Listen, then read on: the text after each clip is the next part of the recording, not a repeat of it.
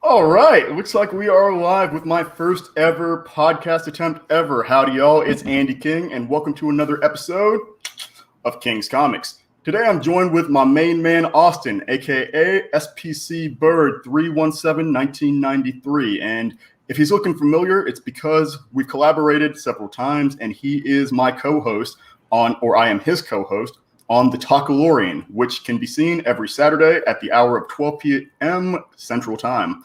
Isn't that right, Austin? Yes, sir, it is. All right. And welcome to the show. Glad to have you, man. Yeah, man. Thanks a lot for having me. I'm really excited to be here. Of course. And this is definitely this is definitely a learning experience for me because I'm having to figure this out.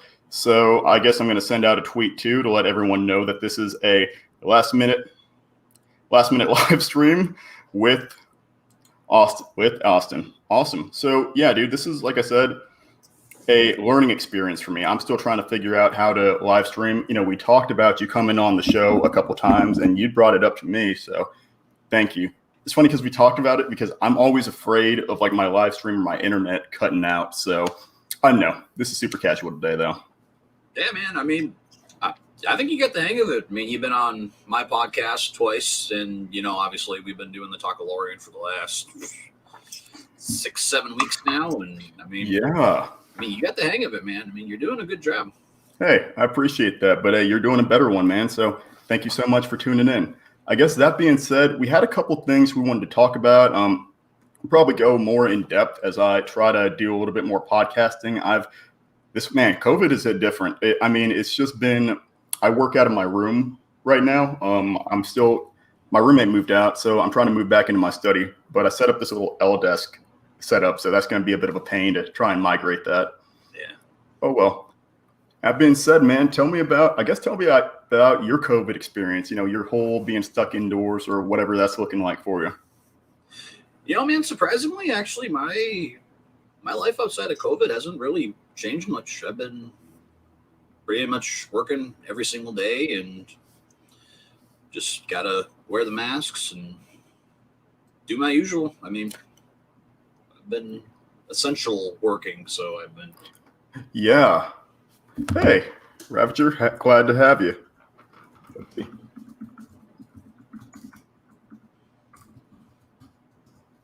So how do I this is going to sound stupid. So you hover over comment and then you click show, right? Yep. Oh, awesome. Okay. So guys, as a reminder, this is a fun experiment because I'm literally learning how to do this from the hosting perspective. So Austin, thank you. Hey, Travis, what is up, my man? Let's see. And that is Travis. Holy crap. Okay, we got Travis. What's up, Travis? And hey, Eric, how we doing? And then, hey, let's see. Eric Collier, how's it going? And then we've got, oh gosh, I'm going to try this. Please forgive me. Leutrim Tahiri. And yeah, guys, my bad for not saying that. Please ask any questions you feel free to. Me and Austin will be fielding any and all questions. And hey, Junior, boom, how we doing? Let's see. Hey, howdy, y'all. It's nice to meet everybody. Except for Travis. I know you, so hi, Travis. Let's see. Please feel free to ask any and all questions. So yeah, guys, this is kind of a full admission thing. Like I said, COVID's been a little bit difficult for me, and just in general, trying to do a podcast and find a work-life balance in general over the past year and a half. So that being said, I am trying to do some live streams, or at least some just kind of podcast-ish episode things, so I can at least keep touch with the community and give y'all my thoughts, Austin's thoughts, and whoever else I have on as a guest, their thoughts on, you know, the current state of comics and just pop culture in general. So Austin is my sensei in this regard, as is Sean Chandler. So please feel free to ask any questions. I'm going to post that to Twitter as well. Let's see. But yeah, Austin, what do you think, I guess, the first thing? Wow. Yeah, Eric. There we go. Whew. So Eric and Junior, I guess, you guys have the first questions of the day, which are, how do you feel on, oh my gosh, how do you feel about the Disney announcements? I guess, Austin, I'm going to go ahead and let you take the lead on this one real fast because holy crap. Yeah, man. I mean, Thursday for all us nerds, man, it was a great day. I mean, great Marvel news. We got, I believe 3 or 4 movies confirmed from Disney. We have Fantastic Four coming out. We got Ant-Man 3, Captain Marvel, and I'm forgetting the other one, but I think there's another movie. If you guys know, please write it down in the chat. But I'm pulling it up. I'm kind of excited, as weird as it sounds. I'm kind of excited for Raya and the Last Dragon. I know that's not a Marvel movie, but I do like Pixar stuff. I've fallen behind, but I do like mythology in general. So I like when people get to spin up their own mythologies. So that is an interesting one to me. Yeah, and I mean also too, if none of you guys can tell, I'm a gigantic Star Wars nerd. So of course I've been super excited about all of the awesome Star Wars news that we got on Thursday. We got a live action Ahsoka show coming out. We've got Rangers of the New Republic. We've also got our first movie finally confirmed as well, Rogue Squadron, from director of Wonder Woman, Patty Jenkins, in 2023. It's funny because I did not keep up with all the announcements. It kind of like I just had not had eyes on that. So when that one came up, yeah, I was super surprised just because I did not know what to expect. I saw her name popping up, like the spiking, trending on Google, and I was like, oh yeah, you know what? That makes sense. Wonder Woman 84 is coming out, and then I was like, oh, that's big. But especially for Marvel's headhunting, for them to take DC's talent, that's a cold blow, man. I mean, come on.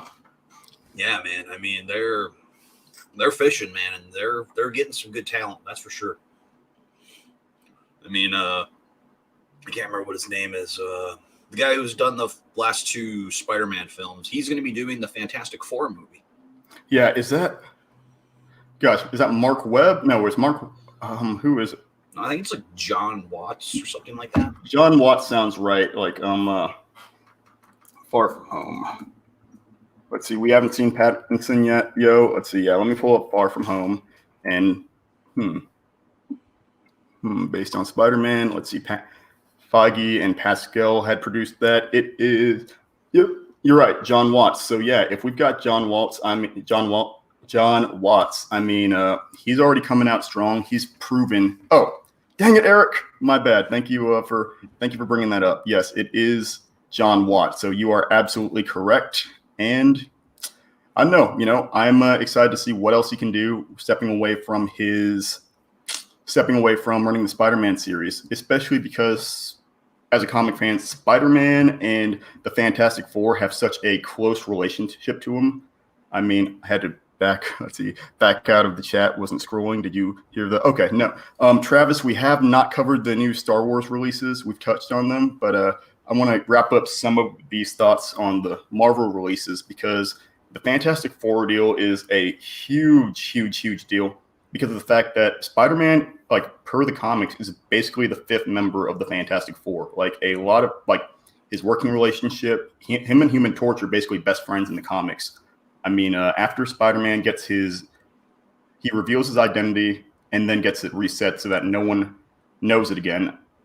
Johnny Storm is one of the few people he actually reveals it to, that he's Peter Parker. So after everyone forgets. So yeah, trust me when I say it's a big deal. Well, and the rest of the Fantastic Four because they're like his family. I mean, it fits too, man. I mean, if John Watts is going to be doing both Spider-Man and the Fantastic Four, I mean, he could find a great way to tie them all together. Yeah, no, and he could. That's the huge thing about Marvel, I guess, is that they do a great job of tying in these movies. Even in some cases, I like the Marvel movies retcons. I liked Captain Marvel, the way that it retconned it. I liked the way they expanded upon the world more in Black Panther, and in the Ant-Man movies. They do a good job of tying it back into Iron Man, if even subtly. Iron Man and that the Starks and the Pyms had kind of a little bit of animosity between them. I thought that was really interesting. Yeah, definitely. It just adds more of a flavor to the MCU, man. I mean, the MCU is so good.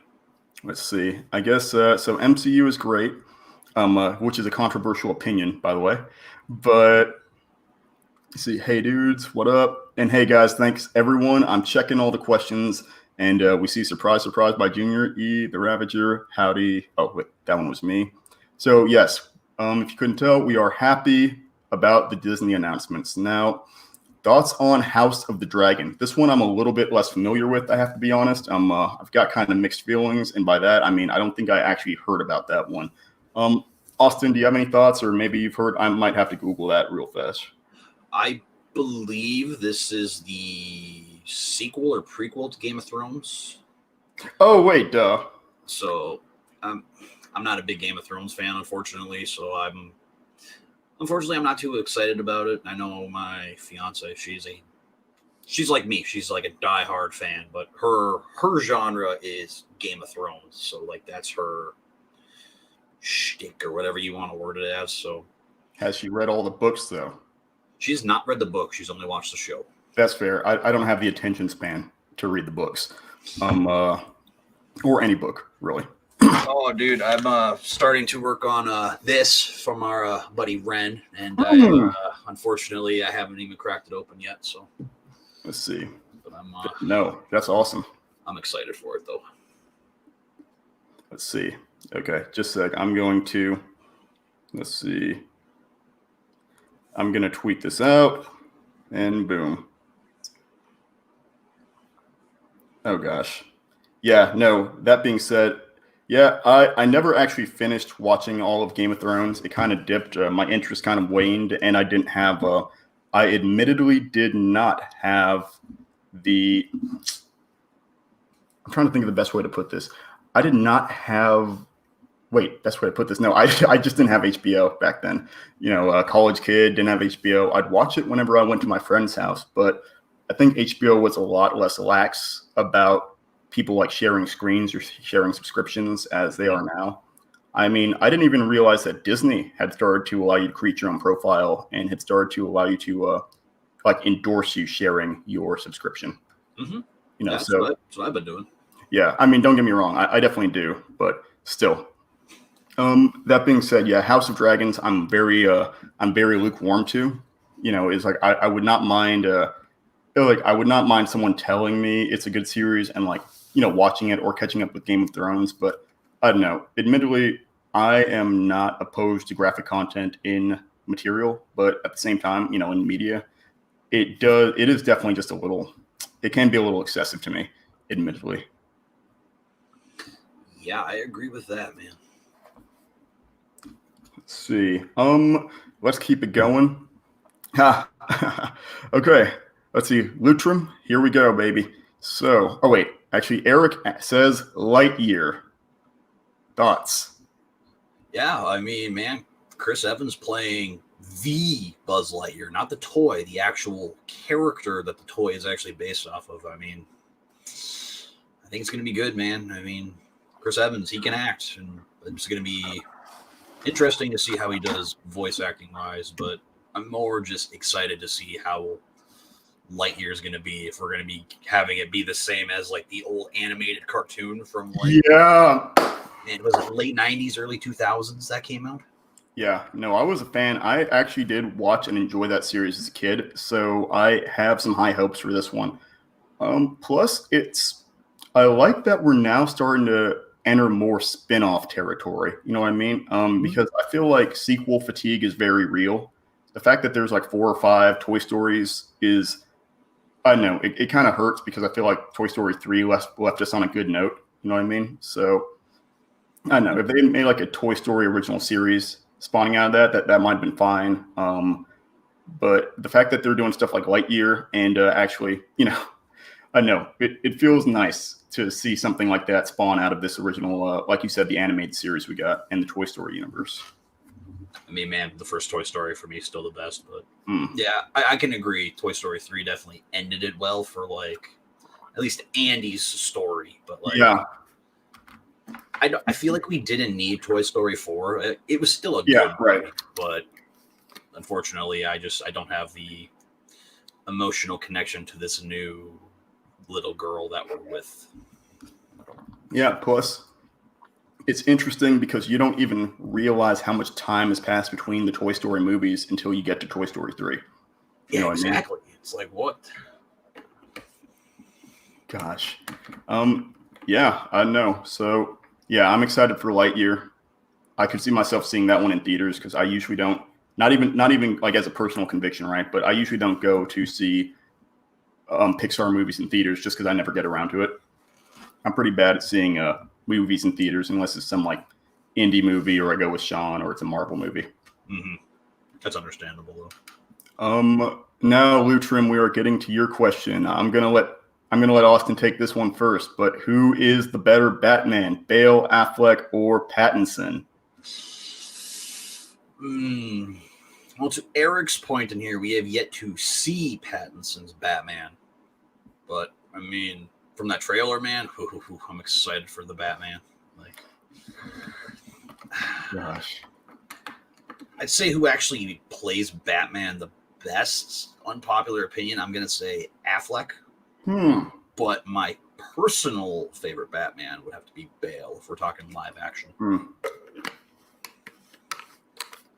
Yeah, I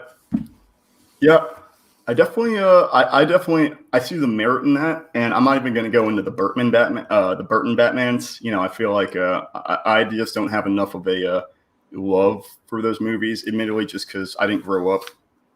I didn't grow up like watching comic movies. I grew up more like reading the comics and like reading Marvel comics, so I wasn't really invested in DC superhero movies. But also, yeah. I think the interesting part about that, who is the better Batman, is it also depends on the portrayal of who plays the better Batman, who plays the better Bruce Wayne, and who does like the best hybrid of both.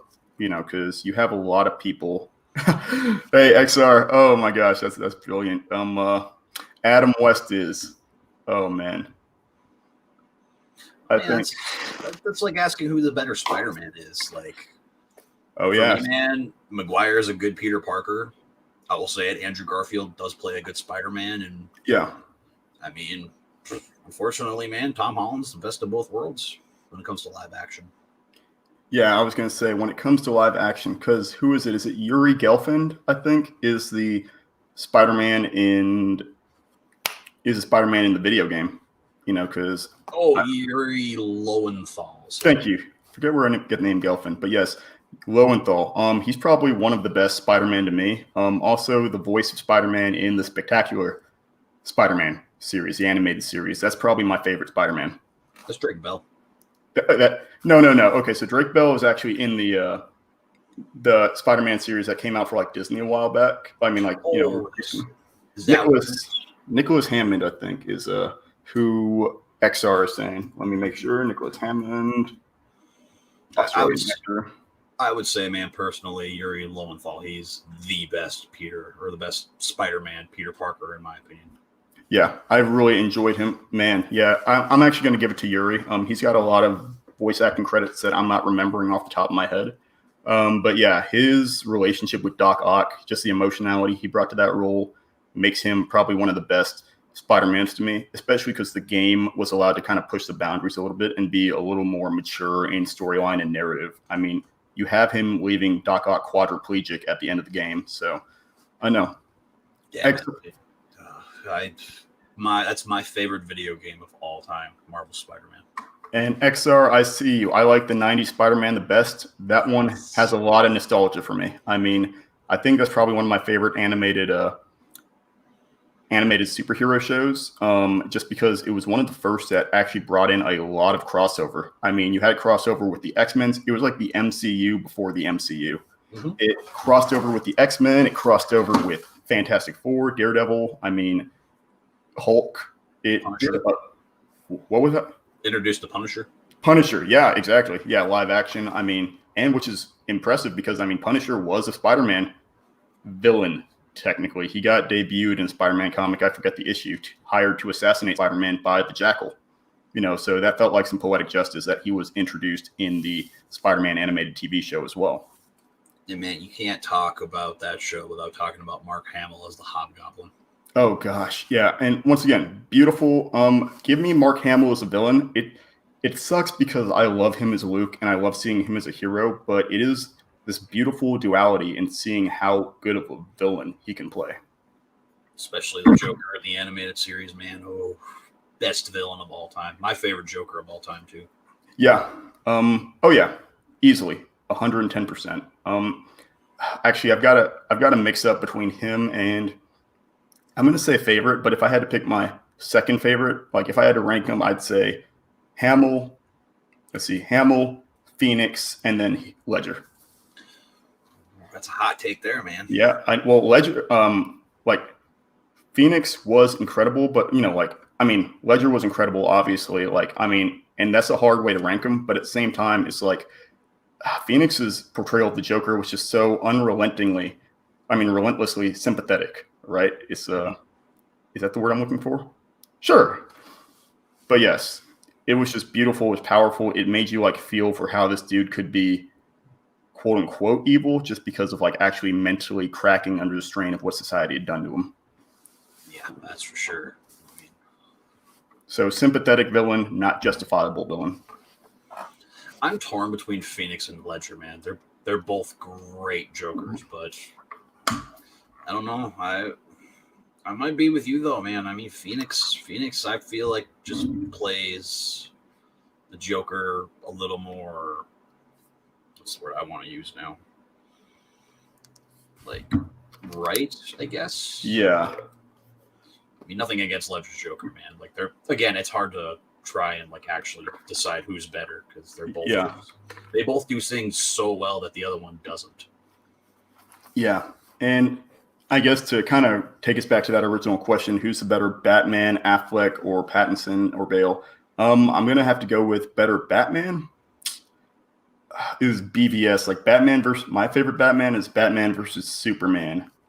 Batman, because his character changes and he becomes more of a kind of comedic relief in Justice League, But in Batman versus Superman, he feels like a force to be reckoned with. There are kind of horror movie elements when he gets introduced. The people who are in the cages in that movie want to stay locked in, even though they're the good guys. They're who he's there to rescue. They want to stay locked in because they don't want to have to deal with them. Mm-hmm. And that's what Batman should be. He's a myth. He's a legend. He's a force. It's awesome. BBS, man, so underrated. Yeah. Well, yes and no. I'm going to give you that. I wish the movie hadn't been as rushed as it was. A lot of plot dump. I need to watch the Snyder cut of that movie, but still. Eric, I see you say Ahsoka is the only Mando spinoff I need. Interesting. It's a hard one to pass up, though, man. Austin is the Star Wars specialist. I'm going to let you kind of take this one.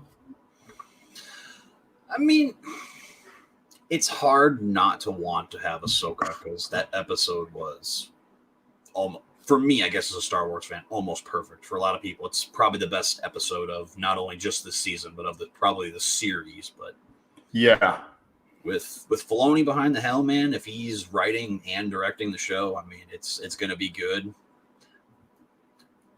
I mean, it's probably my third most anticipated thing that Lucasfilm announced on Thursday. For me right now, obviously, number one, Obi-Wan Kenobi. That should be everybody's number one. If it's not, I'd be really surprised. But number two for me is actually Rogue Squadron, the movie from Patty Bates. It's I'm just excited. I want another Star Wars movie, man. And it's something new. We're actually going to be getting the story of pilots, something we don't really get a lot of in the series. Yeah, that's true. Pilots in the series overall do definitely feel expendable. They feel really expendable and not done a lot of justice. I mean, that's why I like characters like Poe. That's why I like Poe so much in the new trilogy, the latest trilogy, is because I don't know. Man, that's why I like it so much, is that we get to see him be an ace pilot, but actually a pilot within the Resistance, similar to what we get out of Luke, in the original trilogy as well. But still, yep. I do like getting to see more about the pilots and the stakes they have, but also not see them be red shirts, just there to get blown up. It's true, man. And then unfortunately for me, my third one is the Ahsoka show, but I was very lukewarm when I heard about Ahsoka being on the show, but really? That episode though, man, it changed my mind. Rosario Dawson, she nailed that role. Yeah, and that was, and we had talked about that a little bit too, where I was definitely not lukewarm, but I did not know what to expect. So I was surprised. I mean, our buddy Ren, check him out too, y'all. Is Ren Geekness, Den of Geeks. He's awesome and a major Star Wars file, if there's a word for that. But yeah, no, I was surprised, and I don't have as much of a bearing on the character as y'all do, so I liked her. So I also, let's see, Eric, to your point, I also cannot wait for the Ahsoka Mando spinoff. So good. I can't wait. It's going to be great. Oh, yeah. Oh, yeah. So I'm trying to think what else. What else? I mean, I just have to keep going. We got John Waltz. We got, let's see. What did I miss? So XR, what did you miss? Let's see. So basically, we touched on a little bit of Marvel, our thoughts on the Disney the Disney announcements, including the Marvel announcements of Spider-Man 3 and Fantastic Four. We're going to get into some others. Our thoughts on Lightyear, our thoughts on the best Batman, especially in contrast to who played the best Batman and who portrayed the best Bruce Wayne. I think Bale played the best Bruce Wayne, by the way, personal opinion. In the few times we did get to see him, he felt very playboyish. And what else have we gone over, Austin? I know we touched on some Star Wars. Yeah, just a little bit of Star Wars stuff, but other than that, that's pretty much about it. Let's see. Yeah, Star Wars. I'm trying to think what else we got. Let me keep looking through the XR. Give me a Duke Kaboom show. Oh gosh, where is it? That's funny. Bingo. Yes. Give me a Duke Kaboom show. We love to see it. That's good. Man, I love that. In terms of Batman, I will say the best Batman is Kevin Conroy to me. If I did have to go for one, so he's the best Batman to me, but live action Batman, yeah. BVS Batfleck, and then best Bruce Wayne is Bale to me in the few scenes we get to see him in. Let's see. Let's see. I know we've talked a little bit about this before, but what is each of y'all's all-time favorite superhero movies? Ooh. All right, let's go. Man. My number one is Spider-Man 2. Like Sam Raimi's Spider-Man 2, man. It's a perfect superhero movie. Coming in as a close second, though, is Avengers Infinity War. Nice. Those are probably my two all-time favorites, though. Like, I can't think of anything else. I've got some mixed feelings on this one, Travis. That's a great question because I really don't know how or who to say. Like, I don't know what to say there. Is off the top of my head, a hot take. I mean, we're not hot take, right? But off the top of my head, I'd have to go back and reflect, but I'm just going to go ahead and say Marvel. I'd have to go and say that Avengers Endgame is my favorite superhero movie of all time. It felt like a beautiful payoff. It felt like a beautiful send-off for Iron Man and Cap. I definitely wish Black Widow got done a little bit more justice in that film. But at the same time, yeah, I saw the first Avengers in theater with my dad and my brother. And my dad's who got me into comics, into Marvel comics specifically. But off the top of my head, I'm sure if I thought about it for a little bit, I'd change my answer. But yes, gonna go ahead and say Endgame. That is a good one, though, man. Like, yeah, I just like Infinity War better. For me, it's the best way I can describe it, man. It's like an Avengers buffet of just amazingness. Mm-hmm. And then we get XR Kun or XR Kun. We get, let's see. Okay, I know you don't like any DC hero. We get that you like the 90s Spider-Man the best.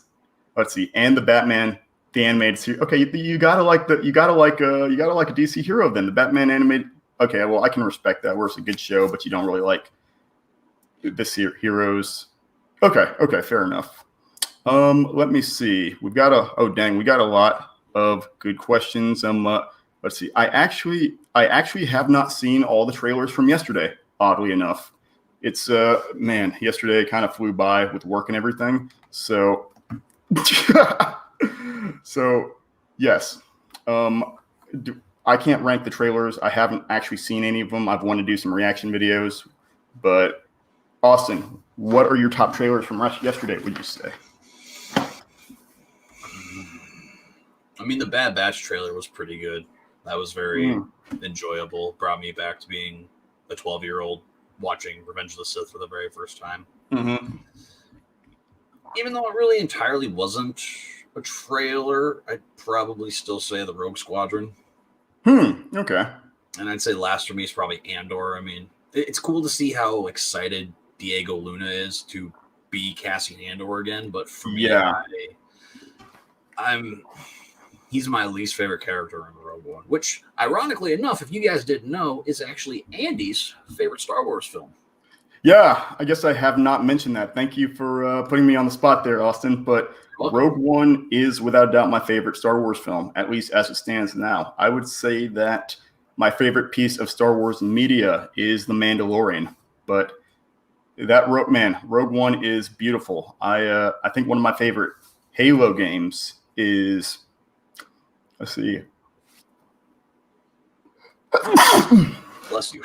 Thank you, sir. But yeah, one of my favorite Halo games is Halo Reach. I like the idea of seeing, hey, Lucas, how's it going? Let's see. There we go. Howdy, Lucas. Oh, but picture, man. Oh, hey, Lucas, no, this is not pre-recorded. This is live, so feel free to ask questions. Oh, Eric, you've got a good question. We're going to visit that. So, yes. No, yeah, it's my favorite. It's my favorite Star Wars movie. Mando is my favorite bit of Star Wars lore, though. So, that being said, yeah, thank you for putting me on the spot, Austin. I'm gonna see I guess who's kind of butthurt about that later, but oh well. That's the name of the game, right? Hey, man, I look at it as if you're a casual Star Wars fan, I can't even be mad if Rogue One is your favorite Star Wars film, because for me, it's just not even a good Star Wars movie, but it's also a good, like, war movie in a way. Yeah, no, and it's like kind of like how we talked about the pilots are kind of expendable, but you get to see the unsung heroes, right? You get to see the unsung heroes from the Star Wars universe, and that's what I really, really like about it. Mm-hmm. I guess that being said, let's see. Let me double check a couple others. Let's see. I'll just like kind of blow through these. XR, that if the Ranger show is the Bo-Katan Kara show, then it's number one. Yeah, Bo-Katan's awesome. Our buddy Ren would also say likewise. And then we also see, not joking, but The Incredible Hulk is underrated.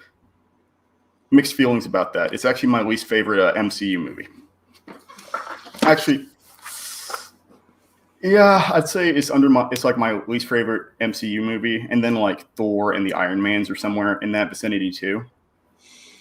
I haven't seen the Hulk movie yet, but for me, man, Thor: The Dark World is. I'm sorry if anybody likes it, but for me, man, it's hot trash. Oh, dang it! I forgot about Thor: The Dark World. I found some merit in it because I like the fight scenes, kind of Dragon Ball Z-ish, volley fight scenes, but like through dimensions and all that, which oddly enough look kind of like the fight scenes in Dragon Ball Z Super Brawl or Dragon Ball Super Brawly, where they're crashing through dimensions and all that. But yes. Oh gosh, there's a lot of questions. Don't worry, guys. We're trying to get through all of them. I'm gonna do this just because it's a funny one. Cowl the Legend asks, 1 RM squat. For anyone who does not know what 1 RM means, that means 1 rep max. So how much can you squat in a single rep? Last I checked, about 435 or 450, I think. I've fallen off a lot since then. I think I'm about 175 right now. So that was probably 175, 170 when I did that. But that was like last year. That was pre-COVID, Andy. No, I didn't catch COVID. I just mean pre-COVID season, Andy. Whew. So Lucas, no, this is not pre-recorded. This is live. Let's see. XR, thank you for agreeing that R1 is the best film outside of, oh gosh. Rise of Skywalker. No, really. No, Revenge of the Sith, I think is that one. Oh, okay. Oh, yeah, okay. I'll give them that one. That's fair. Andy hates The Rise of Skywalker. I don't hate The Rise of Skywalker. I loathe The Rise of Skywalker. I just want to clarify because hate seems a little placid compared to my thoughts on the movie. Eric, don't do this. Gosh, come on, man. You point to the freaking poster. This is bullcrap. I'm sorry. That's not fair. I had to, Andy. So we've got, how are your favorite comic book heroes besides the known heroes? Oh, gosh, I always have fun with this question. So, Austin, you want to take lead on this one? It's, Who are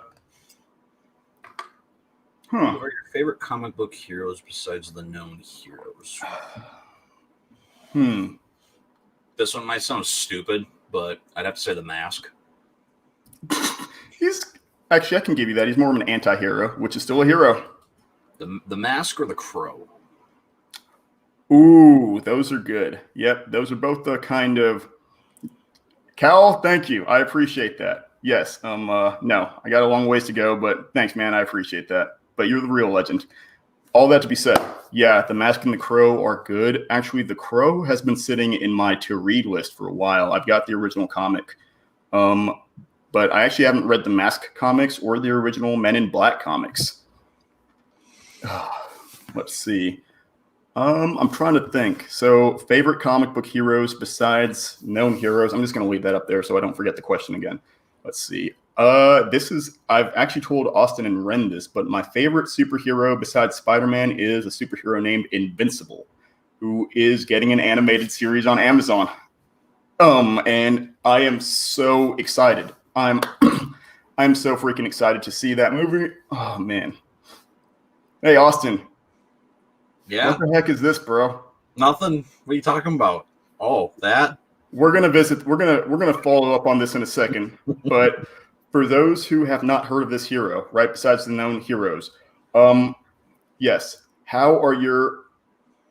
Holy crap! No way. Okay, I'm sorry. I'm gonna digress from this. Yes, Cal the Legend. Actually, this is insane. Okay, sorry. I know I'm getting excited, y'all, but Cal the Legend turns out to be, let's see, Calum. Holy crap. Calum. Hey, Calum, if you're there, drop me a tweet. Hit me up on Twitter, man. Let's see. I'm at Andrew King 3RD. Yeah, drop me a DM.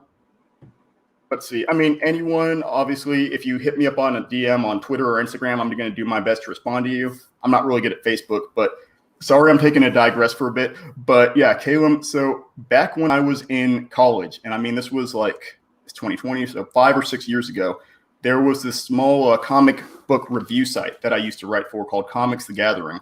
I reviewed a couple comics on this site. One of them was Gyo by Junji Ito, so this horror manga that I really like. And yeah, so man, Calum was one of my co-writers, and we were friends for a bit. Well, I mean, still friends, right? But we were friends there, would chat about comics and everything. And then, just when I got out of school, I hadn't followed up because we touched base kind of this, and then the site shut down. Calum, that is awesome, man. Wow, happy to see you, dude. That is insane. So God is good. That is a great, I know, full circle little connection there. So I guess, yeah, to wrap up this question by Eric, and I'll see you again real soon, Caleb. To wrap up this question by Eric, yes, one of my favorites is going to be Invincible. Basically, think like Goku, where Goku gets sent to Earth originally to become, to take over Earth for the Saiyan Empire. Actually, you know what?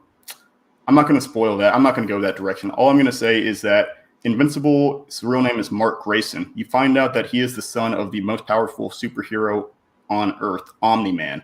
So Omni-Man has a half-human, half-Viltrumite is the name of the alien species. A half-Viltrumite, half-alien son. And that makes Invincible arguably the second most powerful person on the face of the planet, next to his dad. So you get to see his powers develop over time, but the series actually reads out like a Spider-Man comic if Spider-Man were allowed to develop personally rather than be kind of time locked like he is in the Marvel comics.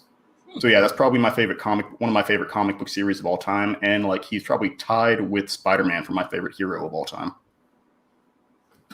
So yeah. Any other thoughts on that, Austin? Sorry, No, man. I think I got my answers. I was just letting you go because you got really excited. That Invincible, that does sound really interesting, though. Yes, I love him. He's awesome. Let's see. Sorry, my girlfriend said she's going to be here in about 20 minutes. That's all right. So then, let's see. Yeah, I cannot wait to watch and review that series. So then XR writes, imagine if CM, so Captain Marvel, I'm assuming, had a cold open of Mar-Vell wrecking shop, then getting a gut-wrench cancer part and not doing amnesia or forcing messages. I made that fix in 10 seconds. I don't know. That's an interesting point. I've got mixed feelings about Captain Marvel as a movie because I liked it overall, but I don't know. It wasn't one of my favorites, but I didn't think it was as bad as everybody else made it seem to be. No, definitely not. I definitely feel like they had like this kind of and I hate to say this because it sounds bad on paper, but it had kind of too much like pro-girl message, you know what I mean? And that like, which is weird because Captain Marvel is just a seriously awesome hero. Like that comic series by, I think, Kelly Sue DeConnick is incredible. I recommend you read it, where Miss Marvel transitions into Captain Marvel. She's such an awesome hero. And I feel like they could have like just stood out on her own because Captain Marvel to me isn't just a female hero. She's just a superhero, like flat out. She's one of, if not the most powerful Avenger confirmed in the MCU. So, you know, it's, I don't know. I just loved the hero, but was kind of lukewarm to the movie. Like, once again, liked the movie, but kind of lukewarm respective to other MCU movies. She's basically the equivalent of Superman, isn't she? In a sense. To an extent, yeah. You've got some heroes like Sentry and Hyperion that are kind of more closer to like quote unquote Superman XBs, or you know, like alternate versions of Superman in a different universe, or heroes that pay homage to Superman, kind of like the Homelander, you know what I mean, in The Boys, where it's not Superman, but he's clearly based off the character. But yes, she is kind of at that power level where the more radiation and energy she absorbs, the more exponentially powerful she gets. Which, to your point, is literally similar to Superman absorbing yellow sunlight. There was a question I saw that I kind of wanted to answer. And you should answer my question. I don't want to, bro. That's a stupid question. Why? Because I literally just stated it's a stupid question. Anyways, fine. Austin Bird asks, Andy, have you beat Sigrun? As a bit of I can't believe I'm freaking doing this here. Okay, as a bit of, thought we were friends, that's cool. As a bit of background, Sigrun is, for those of who have played the PlayStation 4 God of War game, which is probably one of my favorite games of all time, if not my favorite PlayStation 4 game of all time. It's incredible. It picks up where the last God of War series on PlayStation 3, I think, PlayStation 2 and PlayStation 3 left off, except sets Kratos in Nordic mythology with the son Atreus. You play throughout the game, you have to beat and confront Nordic gods as well as entities, but you find out that Valkyries are a presence in the game as kind of bonus bosses. However, I think there's 13 Valkyries in total, right? There's the 8. So yeah, 8 of them and then 9 with Sigrun. So there are 9 Valkyries in total. You have to defeat each of them, claim their helmets, and then take them to the Valkyrie grave, where once you place all of their helmets on the graves, you summon the 9th Valkyrie, Sigrun, who is the Valkyrie Queen. This is a boss fight that is so freaking hard that I got the game roughly 2 to 3 years ago and have still not beaten it. So then it turns out me, Austin, and our friend Ren all play this game and love it. It then turns out that freaking Austin had never heard of the freaking Valkyrie Queen. He had fought maybe 1 or 2 Valkyries by happenstance and didn't realize it was a whole subplot. Ren and I then go to bring this up, mention that we'd beaten all the Valkyries, but never beaten the freaking Valkyrie Queen. And then I think roughly 72 hours later, Austin mentions that he had beat the freaking Valkyrie Queen Sigrun. Is this a good thing? No, it is not a good thing. Is this infuriating to me? Yes, it's infuriating to me. Is Austin still my friend? That is to be determined. I'm not trying to get fired up. I'm just saying this is bullcrap, man. Come on, Andy. Let's be friends still. Come on. That's the thing, XR. I'm glad to see you like Moon Knight. I love Moon Knight as well. I'm glad to see you like Invincible and I'm hyped for the show. I am too. Austin, what the heck? Because that's the thing is you text me late on Friday night or something, and you were like, "Hey Andy, what's up?" And I was like, "Dang it, I forgot to schedule a podcast episode with you. My bad, dude." And you were like, "Dude, I've been trying to beat this guy for hours. What do I do?" I was like, "Dude, I don't know. I haven't beaten." Man, dude, 8 hours. 8 hours of just straight grinding, trying to beat her. That was my only suggestion is lots of blocking and roll. Yeah. Oh, you have to. And I'm going to be honest, like anyone in my friend group, in my like close friend group, like will tell you that I am fundamentally bad at video games, hands down, which is great for when you have to do a boss fight that difficult on normal difficulty. Yeah, because... Wait, you did beat it on normal difficulty, right? You didn't cheat out and beat it on... Oh, no. Oh, God, no. Although, I'm going to say this, though. I don't know why I'm going to do this, but since I have good armor, I think I'm going to restart the game, and I'm going to play it under Give Me God of War. Oh, gosh, yes. Because apparently, if you beat the Valkyries and you beat Sigrun under, like, the hardest difficult mode... This is good to know, Travis. Not all of them, just a large portion of them.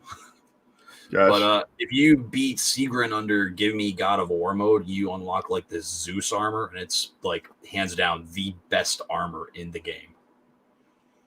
Like it's literally it's red. It says it's a perfect armor. Woo! Yeah, you get like common, rare, legendary, and I forget what the other one is, but yeah, then you get perfect. But yeah, you get that or Ares armor. Oh, yes. Oh, and to Cal, to your point, yeah. If you don't have Twitter, you can hit me up via Instagram, Twitter, or even email. I know that sounds weird, guys, but my email is just the same handle, andrewking3rd@gmail.com. Please don't abuse that. Someone's going to abuse that. But yeah, if you don't have that, let me know. I'm trying to get that. If I can't do regular videos, I want to at least do live streams like this to keep everyone in the know and to keep base with the King's Comics fan base. That being said, yeah, I didn't even know about the Ares or Zeus armor. This is great. I don't even know if I freed all the freaking dragons in that game. So I think you said you had like one more because I remember I said there were 3, and you're like, okay, there's more than one. If I freed all of them, then I probably forgot about it. If I freed none of them, then I didn't know about it. We'll see. Gosh dang it. By the way, man, it's a phenomenal game. I can agree with you on that one. Heck yeah. So Lucas asks, you have any hobbies outside of reading comics? I'll start by saying kind of.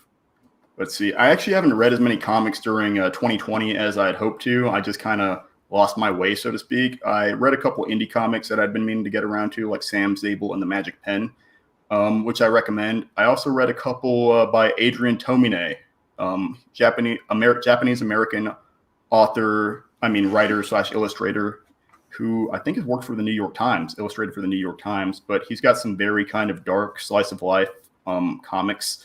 I'd recommend his work if you want to be depressed.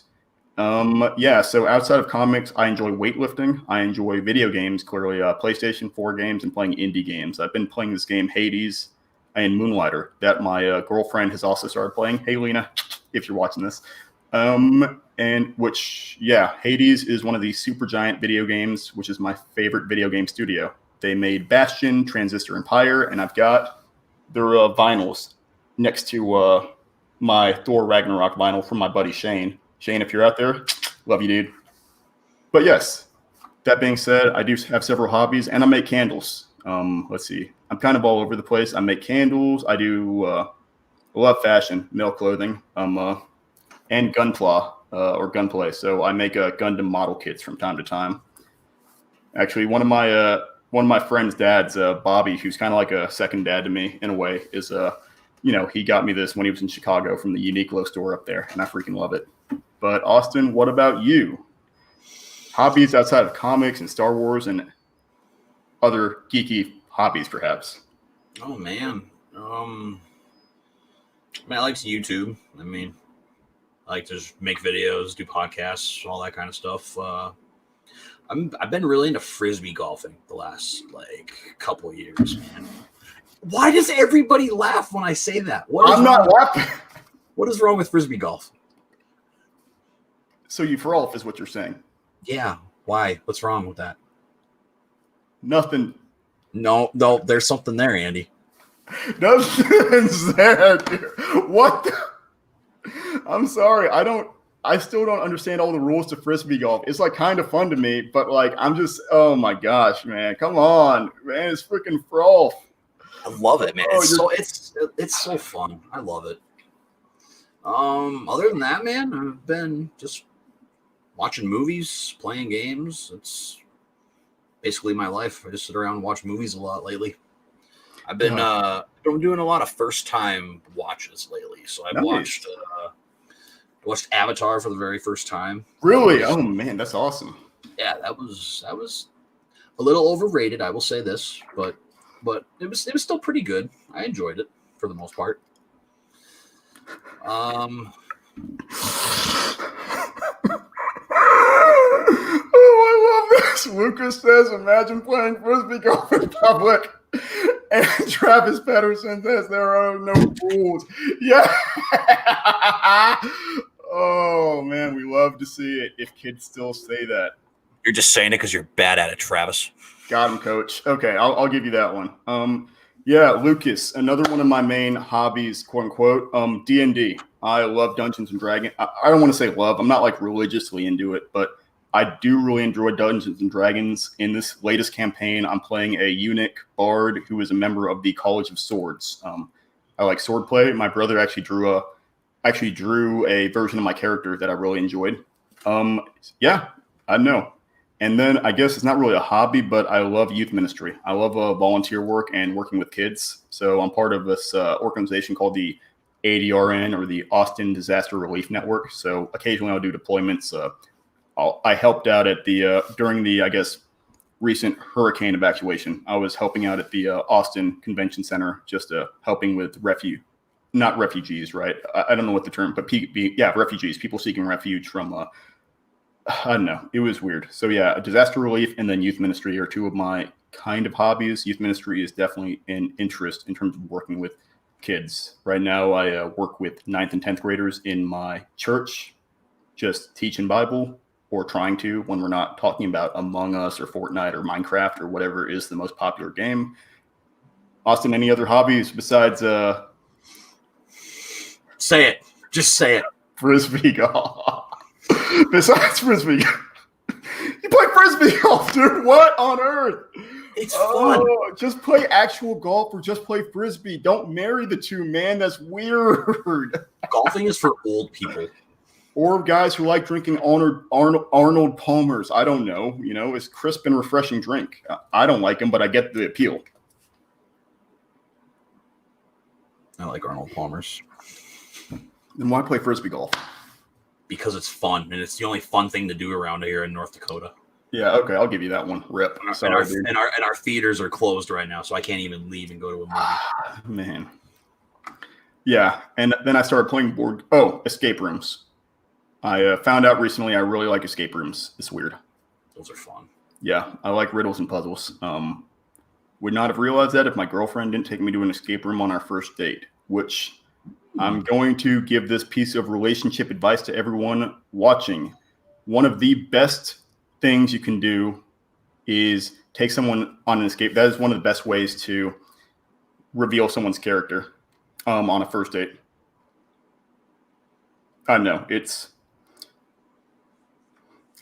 Sorry.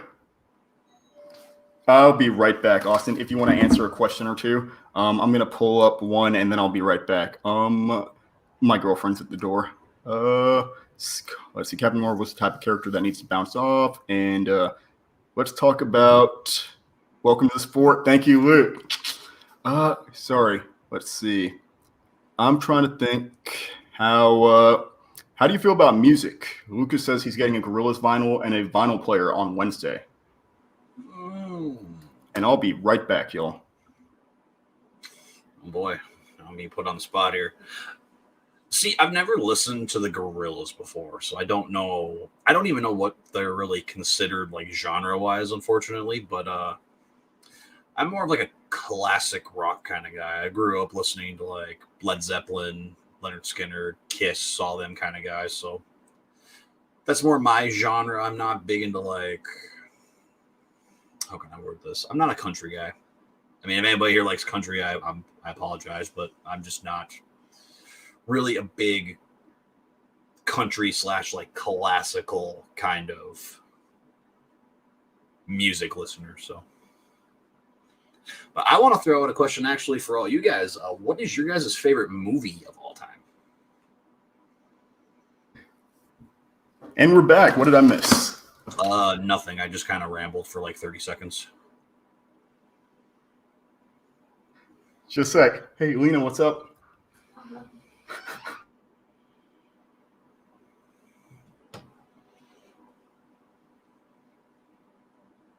You're muted, Andy. There we go. Okay, and this is why you are teaching me how to podcast. So, yes, Gorillaz. Yeah, I'm lukewarm on the Gorillaz. I really like animated bands. I think it's a cool idea. These two bands I like, oddly enough, actually. This is funny because Austin, for your anniversary special, I've tried tweeting a link to your YouTube video, and I ended up posting. I ended up posting a video. I ended up posting a link to a YouTube video that was not your live stream. It was to this band called Yaosobi, who is a Japanese, J-pop, Japanese pop band who does like electronic style pop music, and they animate all their music videos. So, yeah, I do like the Gorillaz. I like that idea of animated bands and like kind of the mystery behind it. So I don't know, but yes, I'm getting a vinyl player. Oddly enough, I don't really play a lot of the vinyls. I just like the artwork and the size, so I usually frame them, like you can see behind me. Although I do have two vinyls I really like in terms of playing them. Let's see, American Pie by Don McLean. Love that album. I think it's like 20th or 30th or something anniversary is like this year. Something insane. Actually, I'll Google that in a second. But anywho. Yeah, I asked everybody what their favorite film was. Oh, good question. Here, you want to, let's see. You want to post that to the comment section so I can display that? Sure. I like that. Mine is Jurassic Park for everybody's references there. Oh, yeah. So, see, that I knew. See, we got the harbor. Oh, yes. I do want to give a shout out while we're here. I want to give a shout out to the harbor. This is a band. It's kind of a labor of love by my friends Luke Hall and Zach McLeod. And to that extent, the harbor, oddly enough, is, dude, come on, Cuties on Netflix. We're not even okay. We're gonna go there in a second. But the harbor is kind of a labor of love, a side electronic project. They rock. But they're the ones who created the intro music and the ambient music for my YouTube channel. These are two of my friends. Actually, Zach used to be in my youth ministry. I mean, we're only like 6 years apart, but yeah, he created the music to my, him and Luke created the music for my YouTube channel. Oh, wow. So yeah, Austin, let me know. They've got some extra tracks you could use. They've got a couple tracks they swing me from time to time to see if I like. So if you like any of them, let me know, and I can, see if they can hook you up with a track or something. I don't know. They're probably also on Fiverr or whatever it's called for anyone who needs some tracks made. But yeah, can't recommend them enough. I love them. I'll link their Spotify down in the comments. Let's see. All right. So, favorite movies. I think mine is still going to be Interstellar. Let's see. There we go. Okay. So, what's everyone's favorite film of all time?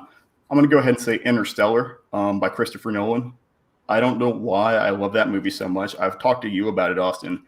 Just very emotionally impactful. The scene, especially when Matthew McConaughey is catching up with all the messages he missed out on because of the gravitational time dilation or whatnot on the water planet, is just so insanely, overwhelmingly I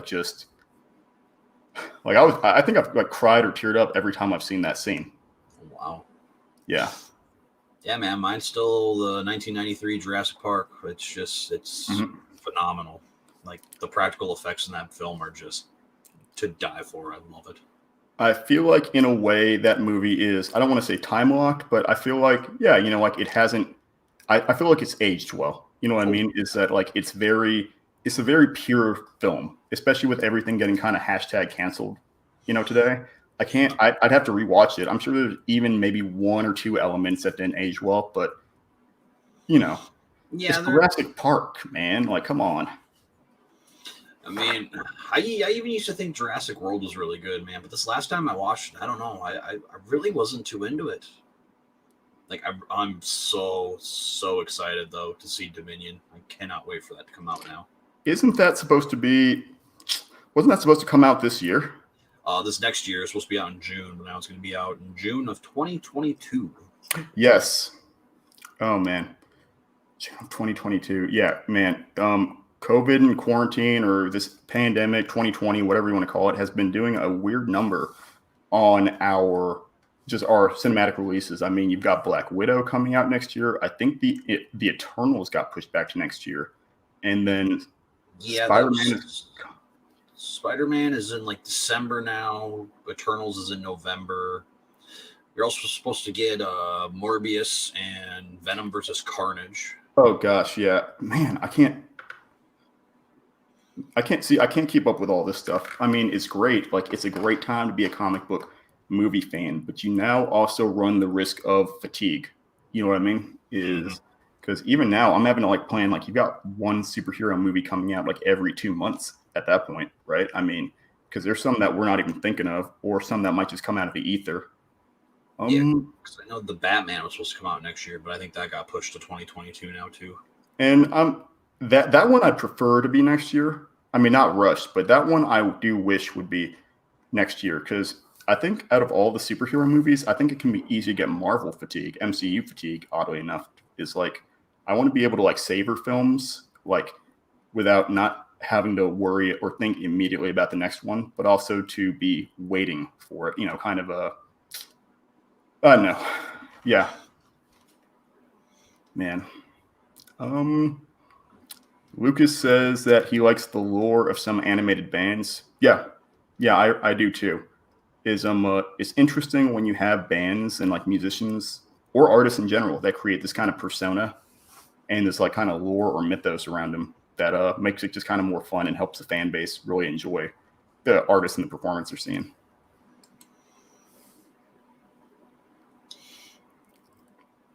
Let's see. There we go. Master Stumpy says that Spider-Man 2 is his. Let's see.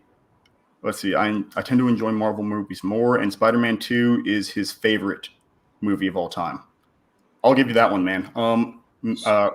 Stumpy, please respond if that's your favorite or your favorite Marvel movie. But yeah, I 100% give you that one. Austin, that brings up something we can talk about. Maybe we talk it a little bit more in depth later, but Alfred Molina is returning as Doc Ock to the MCU. Oh my gosh. That's so excited, man. And Master Stumpy says favorite of each. Good. Yeah. Okay. I give you that one. Thumbs up. Best, one of my top 3 Spider-Man movies for sure. Wow. If not my number one number one Spider-Man movie would be Into the Spider-Verse easily. It's hard to pass that one up, man. That one's pretty good too. But yeah, how do you feel? Because Jamie Foxx was already a surprise, but are you kidding me? Alfred Molina, that one came out of far left field. I'm excited to a point because Alfred Molina, man, he easily like the best Spider-Man villain in at least Raimi's trilogy, I would say. But if it is not the Doc Ock we got in Spider-Man 2, and it's going to be like a whole new Doc Ock, I might be a little bit more lukewarm on it right now, but either way, man, I'm excited. Like all these, excuse me, all these announcements coming out. I mean, we even kind of talked about it too on my anniversary podcast about a live action Spider-Verse film. And yeah, I'm still gonna say, man, I want them to stick animated because they can do so much more with animation to make these Spider-Verse movies fun. There's only so much I think that the MCU could do with a Spider-Verse live action film. Yes, I agree, man. And that's why I'm happy to know that I think we've got a Spider-Verse sequel or spinoff slated for 2022 as well. So yeah, I mean, it's going to be interesting to see where things go. I can't wait. I also like that Alfred Molina is in the movie because now we have all the more reason to believe that the Sinister Six is going to be represented for the first time live action. So, because we've got, help me out here, Austin. We've got Vulture, Scorpion, Shocker, Electro, Mysterio, and now Doc Ock. Mm-hmm. So, hey, yeah. So, man, we are freaking golden. This is going to be awesome. But we also, I'm sure the Green Goblin's going to show up as a cameo, or it's going to. Man, it's gotta, dude. See, if they do this Sinister Six thing, I don't think they're all going to be from the same universe. I think that Doctor Strange Multiverse of Madness is going to play into full effect. I feel like we're going to be getting different villains from like each different universe. I also feel like, especially when you get into, I know, yeah, because we also have the thing that it doesn't explicitly need to have the Sinister Six in Spider-Man 3, right? Maybe we see Raimi's vision realized of having a quartet, right? Having a 4-part Spider-Man series. So maybe we see the Sinister Six show up in Spider-Man 4. I'd be game to see that. Hey, Luke, I'm going to get to Luke and gang. I'm going to get to some of y'all questions in a second. But yeah, I am definitely excited to see what they do with this next Spider-Man movie and its implications in the MCU. Yeah, it's going to be big. That's all I can say. It's going to be a big one this year.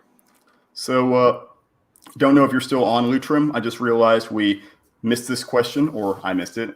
But what would be your dream team for a movie? 5 actors and a director. Austin, you are more of a film buff than I am. I'm going to go ahead and let you go first, while admittedly as an excuse to come up with my answer. Okay. So, this is going to sound so weird the way I'm going to word this, but in my mind, I've been playing with this like huge crossover film between Terminators, Aliens, and Predators. So I guess I'd say if I could get 5 dream casts, Schwarzenegger would be number 1. Sigourney Weaver to come back as Ellen Ripley. Because Schwarzenegger, man, he could play both the Terminator and he could come back to play, what's his name in the Predator movie? I can't think of what his name is at the top of my head. I wouldn't mind seeing. Yeah, it's at the tip of my tongue, and I don't know what it is. Linda Hamilton to come back and be Sarah Connor. This would be the one where she would finally mess up as it sounds even does.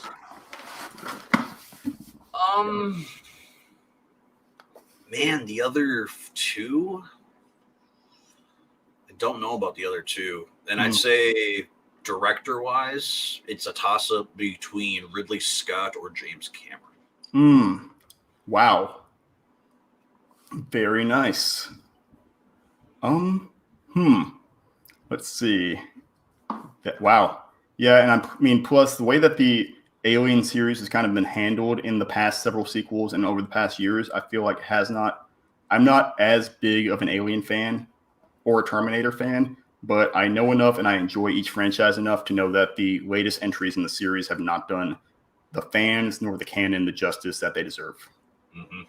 Even though they've had good ideas, is the sad part. Like Dark Fate spinning off a new timeline, like makes a lot of sense since like time travel is involved. You know, that's just a good idea for Terminator. I mean, having the origin of the engineers or of the precursors in the in the proto aliens, right? In Alien Covenant and all that is a great idea. It's like providing backstory. That's one of those series that providing backstory actually really helps the series move along. Or could help the series move along. I don't know. Yeah, I mean, I like. How do I want to word this? Because I know I have the unpopular opinion that I'm one of the few people in the world who like Terminator 3. Like, I don't know what it is, man. I love that film so much. But Dark Fate's kind of more in the middle. My least favorite is Genesis. I hate Genesis. I've watched it twice, and it's very difficult for me to get through. Sorry, dude. Yeah, I don't think I've seen a Terminator film since T3, maybe, which I think was T3 the one that was just all right or kind of bad. I forget. That's the one that genuinely almost everybody hates. Okay, and I only remember T3 because it was by David Fincher. I think that's like the first major film that David Fincher directed, despite the fact that he. Oh, wow! Thank you. Bingo. There we go. I don't know why it's hard for me to keep up with this, but David Fincher is one of my favorite directors. So yeah, I think I just got my answer. Here we go. Yeah, so that was like kind of David Fincher's entry into like the mainstream film industry, which sucks because this is the guy who's done like Fight Club and Gone Girl and the latest movie, I forget the name of it, on Netflix. So he's an incredible director, but he also did Alien 3. So I feel like he might have been. That was his first film. Exactly. Yeah, he was rip. Man, that if I had to direct a movie, I almost feel David Fincher does best when he does movie. He's probably the best adapter in the industry, if not the best. No, yeah, he is the best adapter in the industry. If you give him a book, you know what I mean? He is going to adapt the heck out of it. He adapted The Curious Case of Benjamin Button into an incredible film, despite the fact that it's a short story, Well, he even did the Zodiac movie. Yeah, exactly. Yeah, and this latest film is also proving the same. I've heard good things about it, and it's also a biopic. Like Zodiac and this latest one about the guy who I guess wrote the screenplay for Citizen Kane or whatever are both biopics, and he's done great. He's really delivered on them, as far as I know. So I'm going to go ahead and say that if I had to pick one, I would pick man, this is going to be a hard one for me to do. I feel like I would want David Fincher.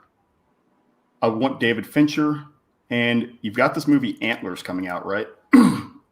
And Antlers is based off this short story by Nick Acosta about this little boy. It's called The Quiet Boy. It's based on this short story called The Quiet Boy about this boy who lives in a dilapidated house, and his teacher goes to see if everything's all right. She finds that there's just dead animals all over the place, and that the doors are scratched. There's a locked door, and she opens it up, and there's nothing in there. When the boy finally comes back, he's horrified, and you come to find out that there is some freaky stuff going on in this house. It's being adapted into a movie called Antlers, which looks good. I want to see it, but I would love to see. I think I'd love to see David Fincher adapt that short story instead. I'd love to see David Fincher do a horror movie. I'm trying to think of a good book for him to adapt or a short story for him to adapt, but I could see him doing like a Stephen King book. Like he read. He could redo Misery. Oh gosh, that would. Oh, man, yeah. I'm trying to think. Oddly enough, this is going to be a weird one. I'd want to see what he could do with this book I like called The Book of Beasts. I think it's called The Book of Beasts or The Book of Imaginary Beings. It's by this writer, George Louis Borges, or Borges. He's kind of a speculative sci-fi writer or speculative fiction writer who writes just a ton of weird science fiction and just fiction in general. But The Book of Beasts or Imaginary Beings, whatever it's called, is just kind of a compendium, a dictionary of, imaginary creatures like the Leviathan, like the Ziz, this bird that's gigantic, like the Behemoth, all these things. So this is far left field, but I'd love to see him kind of adapt like a horror adventure style movie about people, I don't know, finding these beasts or cataloging this thing, kind of like a much darker Fantastic Beasts and Where to Find Them. If I had to cast people in that movie, though, that's where it gets hard for me. I think I'd want to see Tom Hardy. I really, really enjoy Tom Hardy in like anything he's ever been in. For some reason, I want to say Iko Uwais. Just because I love all the action movies that Iko Uwais has been in, or Iko Uwais, like the Raid movies are some of my favorite action movies of all time. I'm blanking on actors, man. I'm bad at picking actors. So all I know is that I want David Fincher as a director, and if you threw anyone in there, that would be enough for me. I will give some hot takes real fast on thoughts on Nick Fury and the Secret Invasion. I'm curious because the Secret Invasion is supposed to involve Skrull, but since the Skrull are kind of good guys in this series, it'd have to be like a Splinter Cell of bad Skrull or something like that. So I'm curious how they're going to spin that now that they've established the Skrull as good guys and on humanity's side in the MCU. Any thoughts on that, Austin? I just want to see Sam Jackson again. There we go. Fair enough. Let's see what else I missed. That's been a bit. Let's see. So glad Alfred Molina's back. And I guess we'll wrap up in a second. We're going way past what I thought. And then we've got Master Stumpy says, you think that a cameo from Mr. Dickovich asking Peter for rent? Actually, Peter's technically on the run because he got his secret identity. He got his cover blown by Mysterio. So I could see him like on the run checking into a hotel or something, and it's Mr. Ditkovich like check. Oh my gosh, I just recognized, I'm an idiot. I just recognized that reference. Ditkovich, like Steve Ditko, the original illustrator for the Amazing Spider-Man. Or I might be thinking too much in that. I don't know, overthinking that one. Let's be real, man. Mr. Ditkovich is going to be the main villain of Spider-Man 3. He's the one he's the puppeteer. He's the one who's been pulling all the strings. All I want is my rent. I think, okay, then the last question, I guess we'll answer before we log off and have final thoughts, will be, my buddy Luke asks, Andy, have you seen the anime Monster? Actually, Austin, you watch a little bit of anime too. Have you heard of this one? Because I've heard about it, but not seen it. I haven't even heard of this one. So, let me make sure I've got this right. Monster, I believe, is by Naoko Urasawa. Let's see, who is just a very, very good mangaka. He illustrates and writes his own manga, but I have not seen that series. I have not seen Monster, but I have read some of the chapters of the comic, some of the volumes, and it is terrifying. It's basically about this doctor who he's like one of the most skilled doctors of all time, and he's faced with the choice or the moral dilemma of saving a very powerful politician or I think businessman, or saving the life of a young boy. So one of these will accelerate his career, and one of these is kind of the obvious moral choice to make, so he does make his decision and saves a young boy. However, years later, you come to find out, like years later down the line, you find out that the boy has grown up and become a monstrous serial killer. You find out he's a genius, a master tactician, and has like become a serial killer for some reason. Something's off with him, and that the doctor comes to realize, because I think he admits to the doctor that he is a serial killer. He is a boy that the doctor saved, and that he thanks him and like doesn't touch him, I don't think, but wants him to know what he has led to. So yeah, good series. I'm from the manga, what I've read. I need to finish it, but he also writes another manga that I like. Have you heard of Astro Boy? I've heard of Astro Boy, yes. So this is weird because I think Astro Boy is by Osamu Tezuka. I forget the original creator's name, but him and Osamu worked together on a series called Pluto, which is kind of like a spiritual successor to Astro Boy, about this world where you also follow a detective. I forget his name, but you follow a detective who is solving this case of someone who is murdering highly prolific robots in this world that they're in. There's a lot of tension between mankind and robots/cyborgs, and it takes place kind of in the same universe as Astro Boy. But that's one of my favorite manga of all time, just because of how well it handles this detective genre and blends it with the mecha genre. And I'm a huge mecha fan. So yeah. I have not read all of Monster, nor have I seen the series, but it's good. It's a good read, what I have read, and what I've read from that author is great. That definitely sounds like something I would watch. Yeah. And I've talked for a long time. Austin, you got any other questions or anything you want to rant, rave, or review in this time? I don't think so, man. I think we've pretty much got it all covered. We've answered a lot of good questions in here, so yeah. Wow, thanks, Joe. I'm probably going to do more live streams in the future with my sensei Austin and maybe some other guests, or I'll just start a live stream and start ranting about whatever I can think about. Who knows? But with this, there will definitely be an AMA coming. That being said, Austin, you got any other closing thoughts?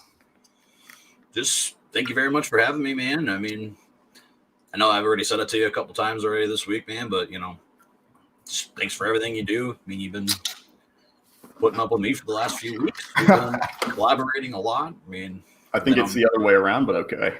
Hey, man, I mean, still, like, this is nice. I mean, a lot of cool people in here, and thank you guys for tuning in. Yep. And on that note, thank you all so much for tuning in to another episode of King's Comics, featuring my guest and specialist, SPC Bird.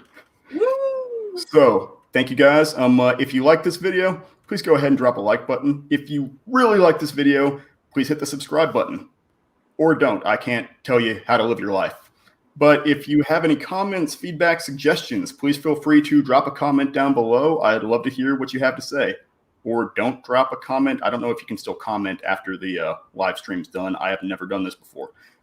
That being said, thank you all so much for tuning in. Please remember that our last episode of the Talkalorian will be, it's going to be next Saturday. That is, today's the 13th or today's the 12th. So it will be next Saturday, December 19th at 12 p.m. Central. That is CST. And it will be featuring myself, Austin, and Ren, aka Den of Geekness. Yeah, just talking about episode or chapter 16 of The Mandalorian. Lucas, bye, everyone. Yeah, bye, and thanks for joining, man. I really appreciate y'all. You guys are what makes these channels happen. Mine and Austin and Ren's, and I think that's all I got. Any close? Oh, and I'm going to drop that link below in the description. But please, guys, follow my man Austin. He's one of the hardest working YouTubers I know, especially since I can be spotty. But this man just puts in work, has taught me how to live stream, has hosted a variety of guests and interviews, and is, I know, he's the man. Much love, dude. Thanks, and that being said, guys, thanks for tuning in, and we'll be talking to you again real soon.